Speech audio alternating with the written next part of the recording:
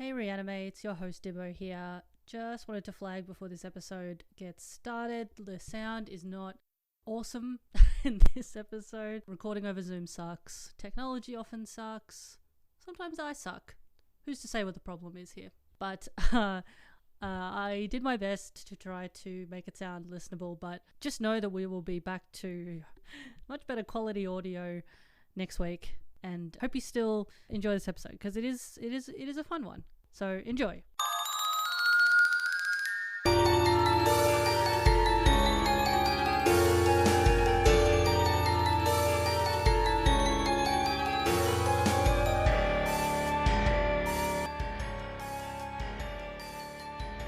I do think that maybe watching at least the first one of this trilogy would have really helped. You had definitely the better idea. I should have done that. It's actually it's way better than the second. I watched the third as well, which it's kind of back to what the first one was, but it still heaps like it's got like Buffy level like monsters in it. It's for like a sci-fi channel television show or something. There's always something titillating about chucking on a movie and seeing that Full Moon Features title card coming up and just being like, I'm in for something. I don't know what, but it'll be something. It's a sign to just deflate any expectations, like straight away. You just have a limp balloon in your hands and you're like, I don't know how much fun I'm going to have. I doubt it's going to get any more happier than this. Yeah, I don't know how much air I can put into this balloon to make it a party, but we'll have a go, won't we? Unless I can fill a balloon of size, then maybe. That should be my rating, really. That should just how many size I can fill a balloon with, like a side balloon. Well, Trav Nash, welcome to Reanimates.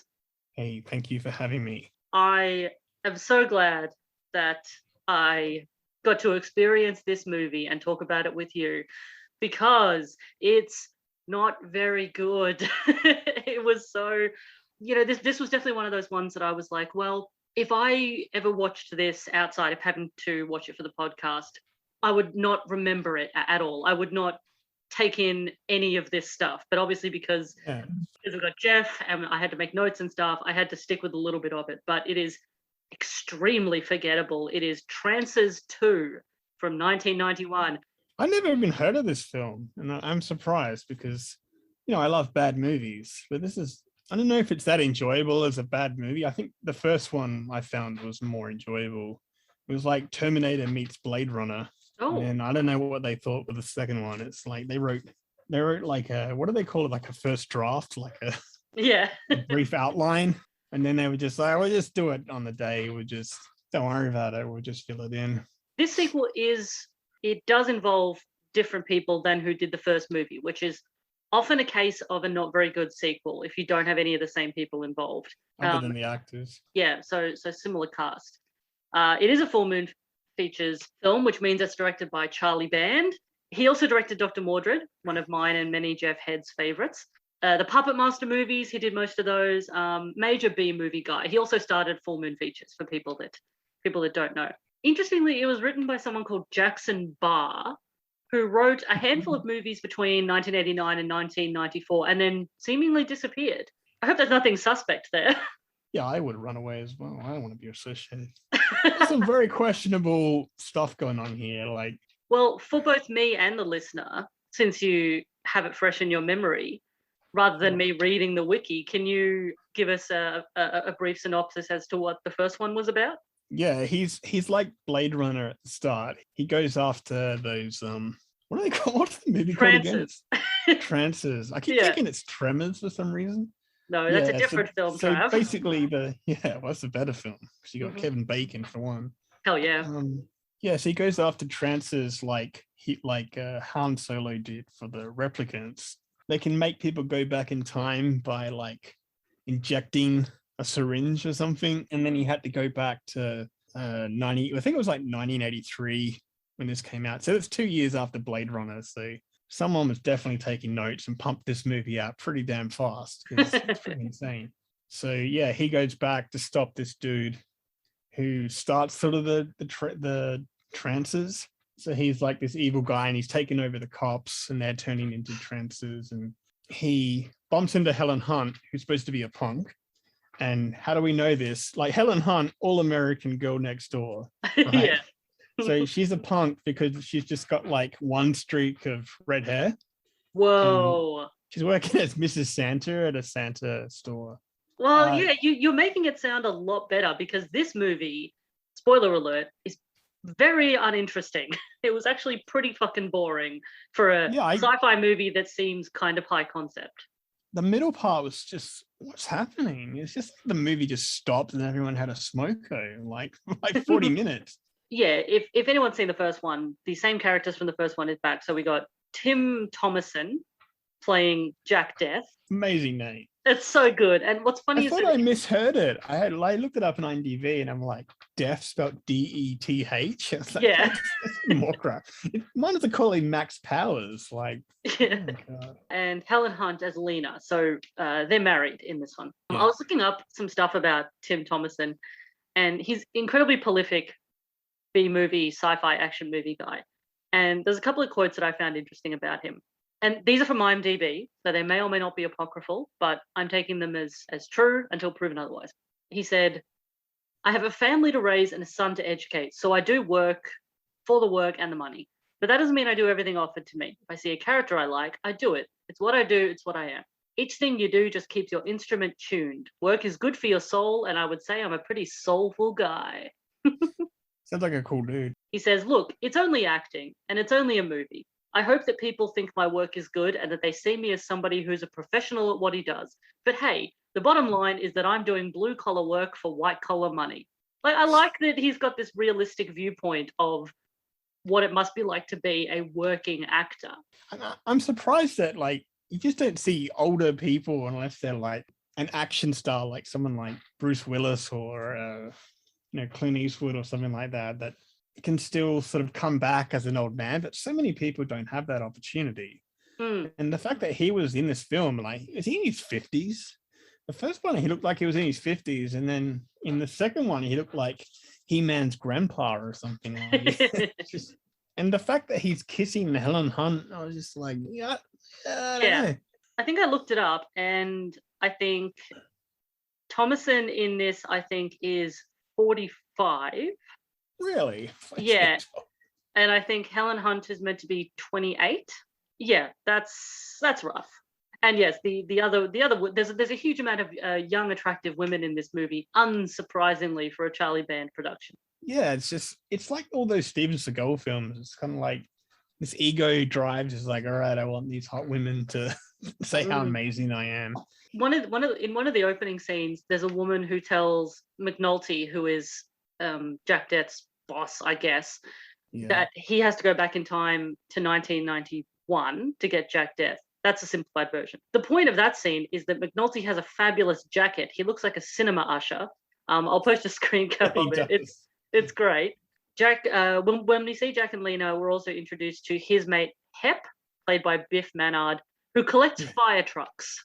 An eccentricity about his personality. I think, in the first one, I just want to say that McNulty was in a little girl, an 8-year-old, I think it was. So this 8-year-old's coming in and yelling at him, and all these people were like, what the hell? But Helen Hunt seemed to be pretty cool about it. Even like Helen Hunt in the first one, he basically, it's like Terminator. He comes back and he's like, I'm from the future. I got to save you from the Trancers. And she's like, you're a mad person. What the hell? Because apparently they take over a body of an ancestor. That's how they come back. Yeah. So he took over the body of someone she just had a one-night stand with. And then he's like, oh, how you doing, honey? So she doesn't like him. I don't think they have good chemistry, these two. No. At all. I also don't really think that Thomerson is like that good of an actor to have chemistry with these actors. Like, he's not terribly charismatic or charming. There's like 2 different women who really want to fuck him in this movie. And he just doesn't have chemistry with any of them. I don't take him. I take him to be a strong, macho, aggressive type. Dad. He's quite good at that, but I don't take him as like a romantic lead or a sexual lead. Like he likes pashing like a high school boy. I just realized, weirdly, there's no tits or sex in this movie, and it's a full moon features. That's weird. Yeah, the first one didn't either. And then the actress that played McNulty, the 8-year-old, she's the same girl that's in the second one, but that's actually her age in between the two movies. So I think one was like 1983, and the second one I think is 1989 or something. Is that what it is? 91 is this one, yeah. Yeah. So that's the same actress. Yeah. Oh, okay, yeah. So McNulty in this movie is come back to the past in the body of a teenage girl. So I guess she's like 15 or 16. And her intro is like she can't ride a bike. Like she's coming in all like, and I'm like, who the hell is this? We cut to a psych ward where another one of our very attractive female protagonists, Alice, is played by Megan Ward, is asking an orderly, Rabbit, played by Sonny Carl Davis, for a watch. This is Jack Dett's wife, who is in a different body. There's a lot of balls in the air already. But thankfully, there's enough to keep us interested because we meet Jeffrey Combs in a minute. Yay! But amazing goatee. Nasty little goatee in this. And also, spoiler alert for people who haven't seen it, he has fuck all to do in this movie. Like what a waste of talent. Yeah, it's really annoying because he doesn't even get that many lines. He just he spends a lot of time loitering in the background menacingly of shots. It's such a waste of such a good guy. Looking as confused as we are as why he's in this. Yeah. He's like, I don't know. I'm just here. It's a check. Yeah, probably. He's playing Dr. Pyle. Him and Nurse Trotter, played by Martine Beswick, are keeping an eye on all the patients. The psych ward, it's a place called Green World, which is like an asylum/wellness center where a doctor is creating activists, basically. I didn't understand it. I was like, what? Oh, this is so complicated. I like the first one because it was just so easy. Like anyone could watch it, eating a sandwich and playing like emoji blitz on your phone. What is this plan? If you can go back in time, why would you go back to the 80s? Like when you know this dude, your only nemesis is this. Why don't you just go before he was born? Go back to like, I don't know, the 1900s. And then take over then, and then you got a whole century to party.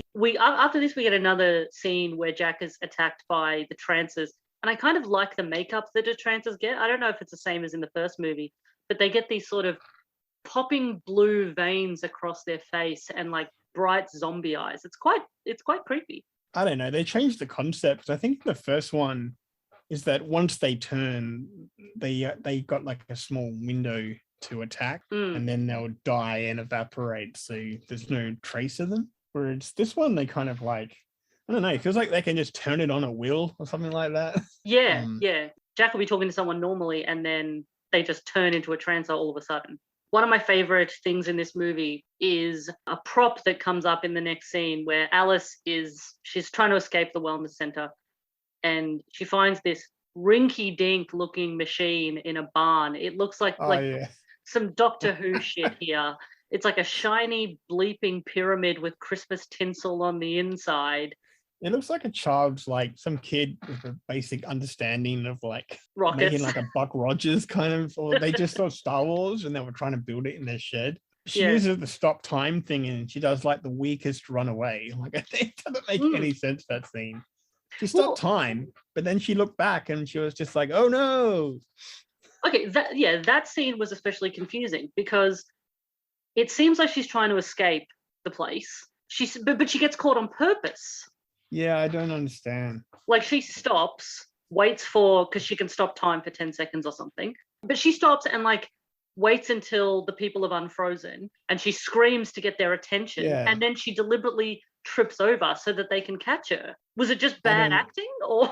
The only thing I can think of is she didn't want them to go in the barn and find the teleport thing. Oh, yeah, possibly. So she was just kind of like just giving herself up so they won't go in there because they were just about to walk in. I do like when she goes back into Green World and she's having a conversation with Rabbit, the orderly. And Rabbit says that they called him Rabbit because when he was a kid, he used to like to jump in front of car headlights. Yeah, that was actually pretty good. Like he had more like backstory than the main character. I don't know anything about that dude, and I've seen all 3 films. I don't think he doesn't really have any like specific skill that makes him stand out. Jack rescues her. He intercepts her being taken to a second location. This is the little dialogue they have in the car. Oh my God, Jack, it is you. The only man I ever had sex with. How could he know that was her? It's like a mental hospital. He didn't know that they were going to move her. He saw that she had the watch, like the bad dude, when he was like interrogating her, and they just kind of like, we should kill her or turn her into an activist or something. And then he's like, no, this one's special, because he saw the watch. So he's like, we've got to transfer her to another place. If they killed her, he would have rocked up like half an hour too late, dressing up in his car. Well, also, he doesn't know that it's her because she's in a different body.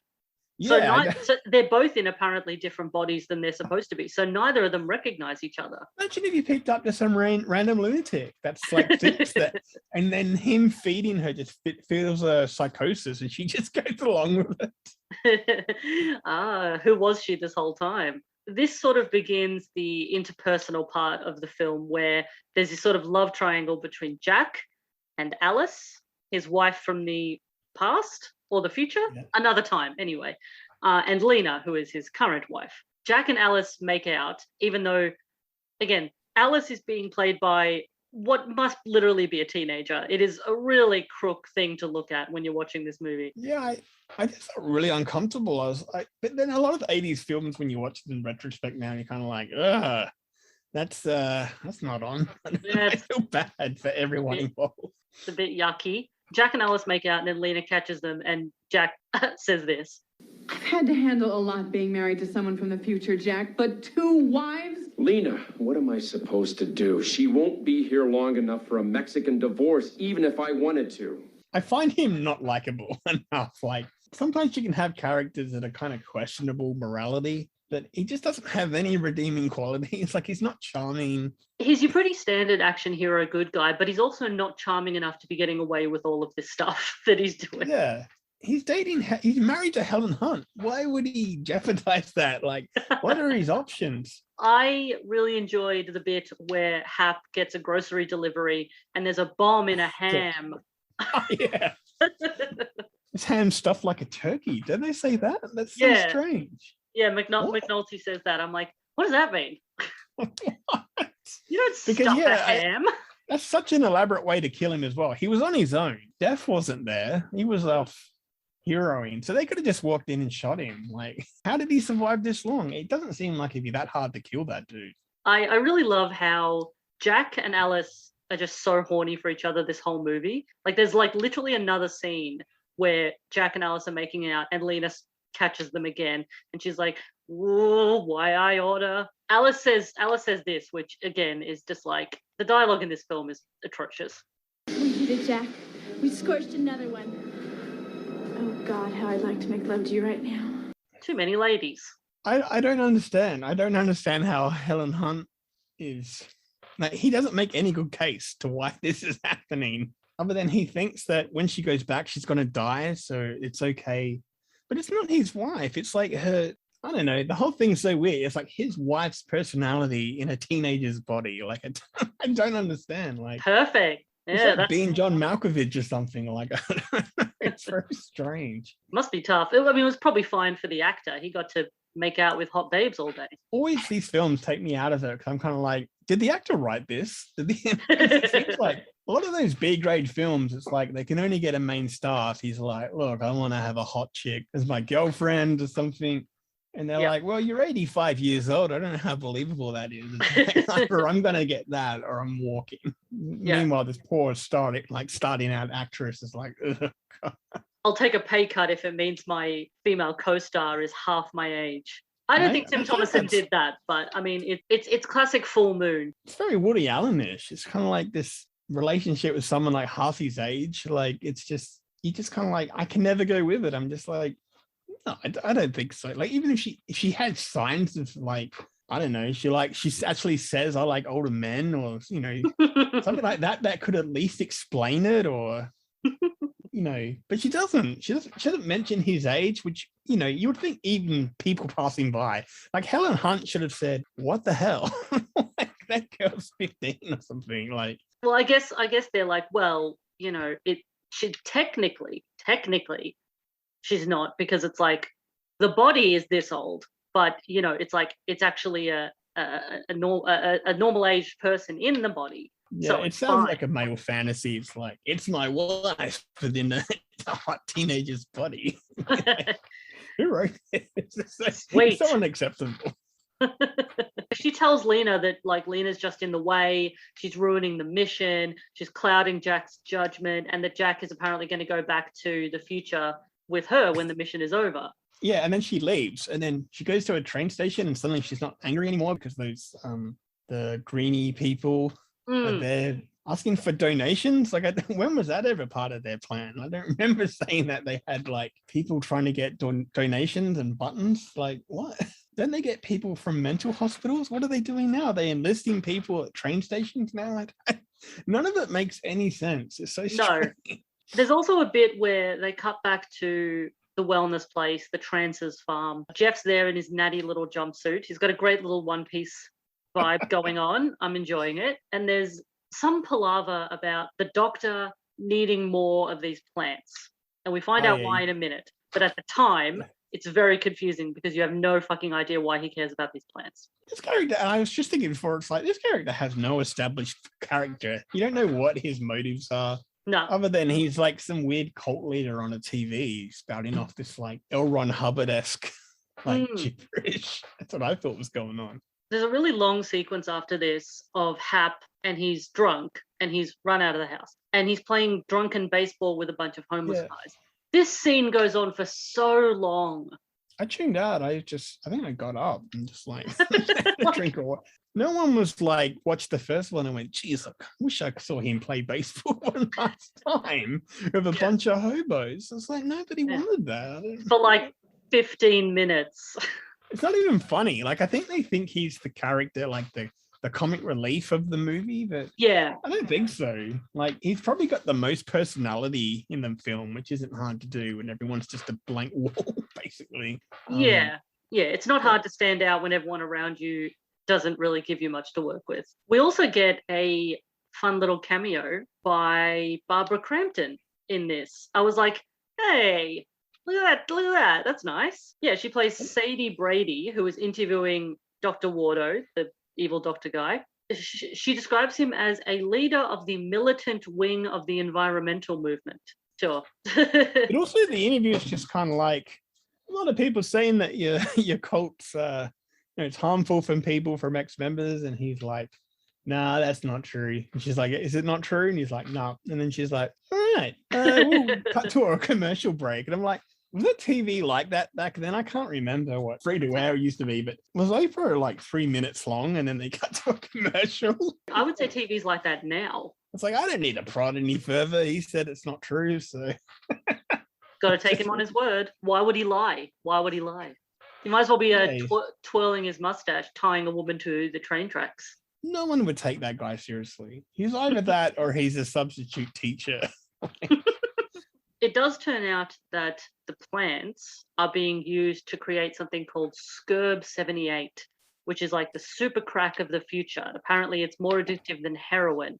And Wardo uses this to control his little environmental army. A line I do like is the actress who's playing McNulty is quite fun because she has a challenge, obviously, because she's meant to be a 40-something-year-old wise-talking cop guy in the body of a 15-year-old girl. She's doing a pretty good job. At one point, McNulty says, "What's the matter, Hap? You look like you swallowed a cat." Yeah. Yeah, that's right. Is that a phrase? Said nobody. Like, yeah. Normally a phrase is something that shouldn't make you stop. It shouldn't be a full stop in a conversation. Because if anybody said that, you'd be just like, what? And then you're never going to find out what the matter is with that person. You know how we have that depressive day? It's like, are you okay? Imagine if it was like, you look like a swallowed a cat day. Like, there'd be so much backpedaling to find out what the hell's going on. The climax of the film is like a big gunfight at the wellness place. I keep calling it that. It's not that, but it looks like that. My favorite bit of the big gunfight, though, is unfortunately Jeff Combs is killed in this bit. Boo. But Alice and Jack and Lena get away in what looks like a really slow-moving pig trough. Like they're sort of pulled along, I think, by a tractor in this big metal bucket. It just looks like a pig trough. I think they went in there to avoid the fire. Like outside of the barn, there's like all his goons with like semi-automatic guns, plus the bad dude, plus these head henchmen, and they're all shooting at the barn, and somehow everyone's fine, and they're just kind of like, what do we do? It's just like, I got an idea. In the meantime, they're just like, guns are no good, like shooting into an old wooden barn with all these like holes in the wood. So they set a car on fire, and then slowly, like, I thought they were gonna like put a brick on the accelerator and have it just go in and crush them and set everything on fire. You'd But think so. all the wouldn't you? goons came together and pushed it. And you're like, what are you doing? You got guns. Like, if you didn't have guns and you had to improvise, they were right in front of the fire range, and then they all sort of just pop their heads up and get out and run. And you're like, what? What is this plan? I don't understand. It's so stupid. I reckon the whoever was doing like production design on stuff on the movie was just kind of like, hey, we've got a car that we're not using. Do you want to set it on fire? We can set it on fire. Like, it's no problem. Yeah, why not? Yeah, and then like the old farmer here said we can set that barn on fire. Every movie has to have a barn on fire. But there's ways to do it. Like, I've seen film clips in the 80s with better barns on fire being used. I'm surprised there wasn't more a rise in barn fire accidents that you couldn't get insurance for in the 80s. Basically, like, it's got like a big happy ending too, the movie. They send Alice back to her death, really, but fine. McNulty gets his old buddy back. Jack stays in the past with Lena, and they buy a nice house in the suburbs. Happy ending. Yeah. I mean, is this kind of the case of like what happened with Highlander, where there was like one good movie that might have done well, and they tried too hard to make it a franchise, and then ended up making, several other films which wouldn't have made sense because they fucked too much with the original plot, and B, were nowhere near as good because they had none of the elements that people liked about the first one. Yeah, I think so. Because there's 6 of them or something, isn't there? The Trancers. Yeah. No, there's 6, and I think the 4th one is like one of the worst movies of all time. It's such a good idea because it has elements of the Terminator, it has elements of Blade Runner. I like the idea of people coming back in a body sort of thing and sort of taking over it. It could have just been a case of they just really wanted to make a sequel. They wanted to capitalize on the success of the first one, and they just didn't have enough good moving parts to make like a decent sequel. And it sort of sounds like maybe they never did again. They might have just lucked out with Trancers 1. I like the 3rd one, kind of. It seems more like the first. It's more gritty like the first one. The first one was heaps more Blade Runner-ish. Like, all the streets had neon lights, and he was in a trench coat in a kind of like wet, dark city. Oh, okay. A bit more noir-y. Yeah, I think that's another thing I don't like is the cinematography is just so flat. Like, nothing's lit with any kind of depth or, the 80s are notorious for some, crap B-grade films, but they were normally filmed really well. Like, they had sort of more dramatic, cheap effects that really worked, I think, whereas this has nothing. This was very much a family affair. Like, as is often the case with low-budget movies, the cameos, and when I say cameos, I mean unpaid extras in this film, Albert Band and Gordon Hunt, the fathers of Charlie Band and Helen Hunt, respectively. We got Richard Lynch's son, Christopher. Richard Lynch played Dr. Wardo. Tim Thomason's brother and father, and Charlie Band's mother and mother-in-law all make little appearances in this movie. Like, I can get that for like more independent films, like, old Kevin Smith getting his mates in it, or even like Peter Jackson's first like Bad Taste, that was all his mates. Yeah, it's like it's low budget, but it's not no budget. Except the second one is definitely a downgrade. Like, also a fun fact, the guy that plays Rabbit in this movie is in 7 of the 10 Evil Bong movies. The Evil Bong movies are like a full moon staple. They're very silly. But he plays that same character in 7 of those movies. Yeah, so that's Trancers 2. Listener, if you're interested in watching this, whether because we've made it sound so scintillating or whether you're a Jeffrey Combs completionist like me, I thoroughly recommend watching the first one, because without having seen the first one, I found this one very confusing. It's not like an amateur hour kind of film. Like, it still looks like a movie. It's just, there wasn't really much chances taken to the thing. So much of the film seems to be based around Jack Det's interpersonal relationships. That's a nice way of saying that there's two women that really want to fuck him and he can't decide which one, which is not a problem I care about a lot in a film. There's so much you could dig into there because one, his wife died, which you would think would be really traumatic. It would be something that would be really hard to get over. And he's been married to Helen Hunt. And then all of a sudden his wife's back as a child. Like, wouldn't he be emotionally crippled or like, you know, even if he was horny for it, I think he'd still be really conflicted. Like, that would be really strange to see.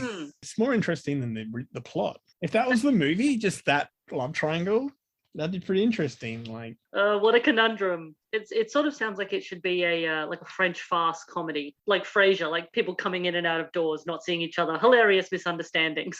Or even like a Seinfeld thing where they're just sitting around talking about, it's like, you can't date your wife. She's a child. But she's not a child on the inside, Jerry, you see? Ironically, Jerry Seinfeld probably would still date the child. Yeah, he's a bit of a... Yeah, it's weird because it's like, I won't swear, but I will fuck a teenager.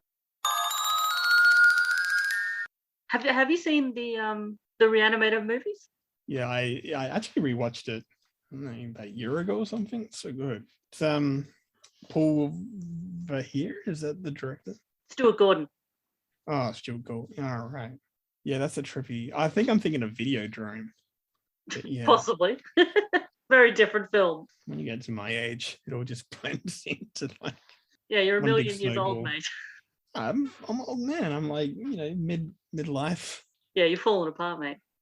Man, and when you start getting Videodrome and Reanimator mixed up, that's still downhill. That's a bad sign. I think we're just going to have to take you out into a field and just shoot you in the head like a horse. Yeah. The screw horses. Like, what have they done for us? Other than giving us transport, you know, the Silk Road, colonization. Screw you, horse. This anti-horse tirade has come out of nowhere. I don't know why they shoot him. It's just like, yeah, it's like you're dead to me. And it's always the racing ones. It's like these horses run around with like a small person on their back. You know, they're rigorously ran. And then as soon as they're not like helping out people that are incredibly addicted and in debt or like gambling, they're just like, we got to take you out of the back and shoot you because what else can a horse do? Yeah. What else is there a reason to have a horse? Friendship. I don't understand. Why do they shoot him? I don't understand. Like, that's just, is it necessary? Like, despite what I've told people, I'm not a horse doctor, so I can't answer this. This is very disappointing because this is the only reason I agreed to do this is to find out my horse questions. But this is the right platform for it. Welcome back to Horse Chat. That's the new podcast.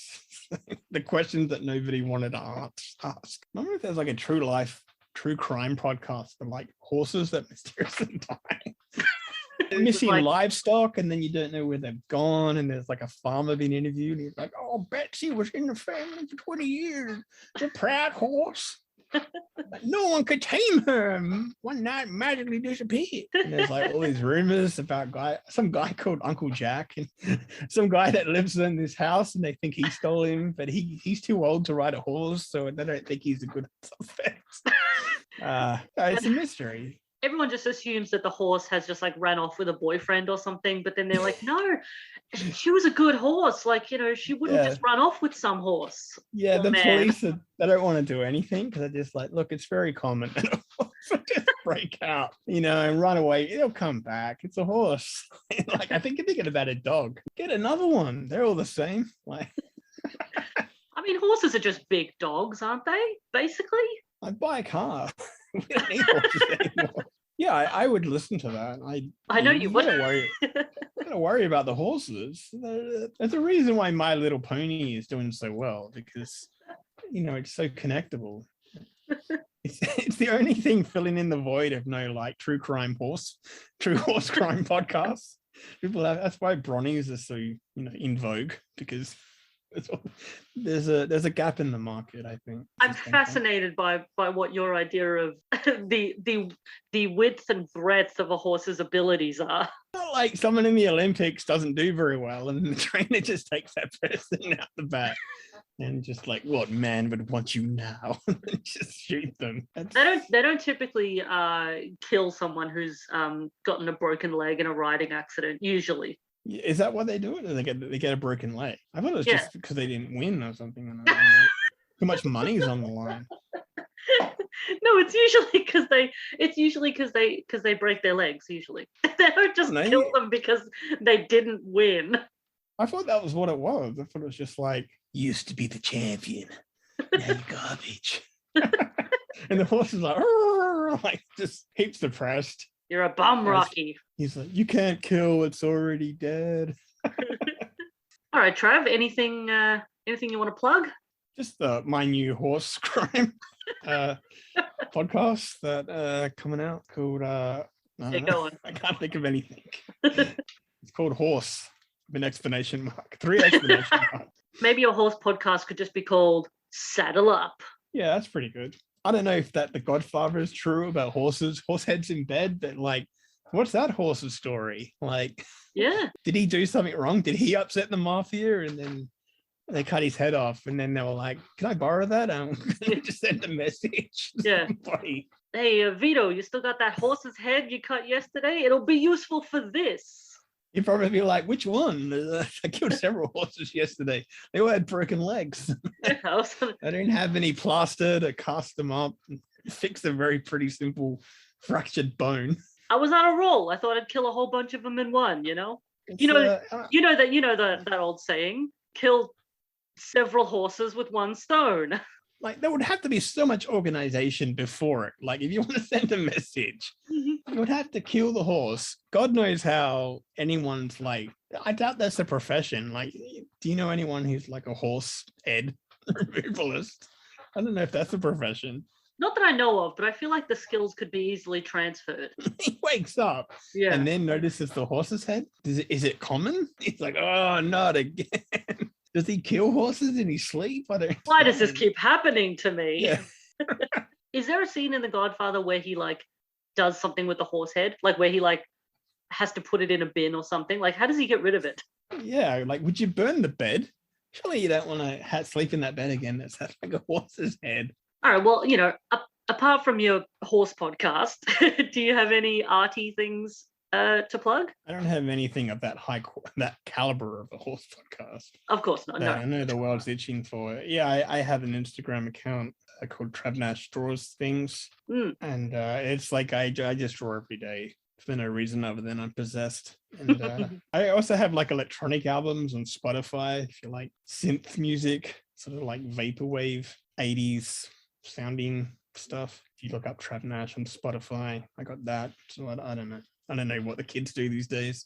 I have heard tell that the kids use Spotify. I've heard all about it. I highly recommend listeners go check out Trav stuff. I'm the proud owner of several Trav Nash originals, and they're very lovely. Well, I'm sure the listeners are going to be waiting on the edge of their seats for whenever there is a crossover episode where Jeffrey Combs meets up with a horse.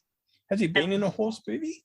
Surely at some point he has acted with a horse. I can't off the top of my head think of one. I'm sure he must have at some point. Even like fan fiction, I could write fan fiction if he hasn't had a horse incorporated into some sort of My Little Pony fan fiction. Yeah, if you could mock up a story of Herbert West getting his first horse, I think that'd work really well. Please just make sure he doesn't kill it and then try to reanimate it, please. Oh, there's no horse killing. No. There's only horse appreciation from this point on. There's one thing I want to do before I leave this world is let horses of bung knees just keep going. Like, you know, Leave him be. let time make fools of us all. Like, you know, just let things take its course. You don't know if that horse is going to be president, especially during these times where it's anyone's job now. And that horse could be president. It'd probably do a good job. It might actually come up with some solutions to long-term problems that we can all agree on. Vote 1, horse. Yeah. Horse has got some good ideas.